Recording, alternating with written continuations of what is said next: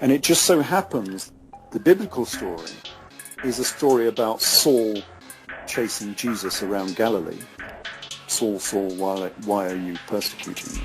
And Josephus' story, his history of Judea, is about Josephus chasing, in a very similar fashion, chasing a guy around Galilee. And this guy just happens to be called Jesus, of course, Jesus of Gamala. So it's the same story. It's, one is a secular story and one is a sort of spiritual story with fairy dust all over it.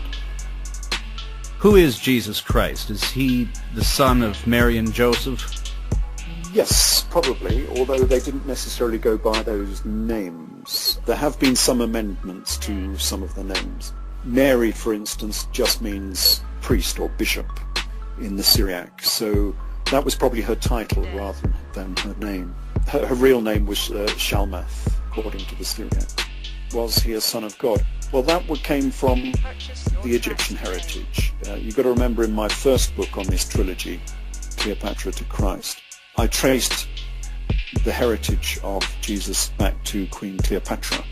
So he was of Egyptian extract. That's why in both Saul's work in Acts and in Josephus' works in Jewish wars, he's identified as the Egyptian false prophet because he had an Egyptian history, and that was understood in that era.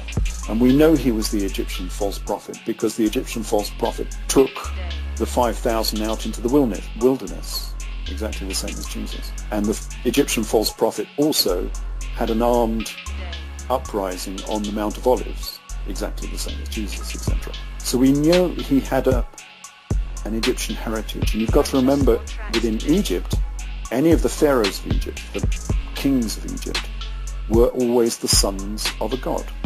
Whether it's Tuthmosis or Ramoses or Almoses, they're all sons of an Egyptian god or other.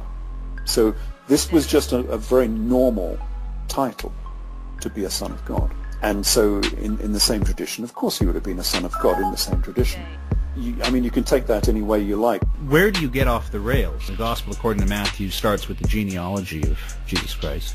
Yeah, but we know that's wrong because A, there's two genealogies and they're totally different to each other. B, he cannot be the son of God if he has a genealogy that goes through his patriarchal line. Because if Joseph was not his father, then then his genealogy is irrelevant. And that's a question that Christians can never answer. They'll say he's the son of God, and then they'll say he's descended from David. Well, sorry, you can't have both. But that's not really what it was based on. It was based on the original titles of the pharaohs of Egypt, who were all sons of God, one god or another.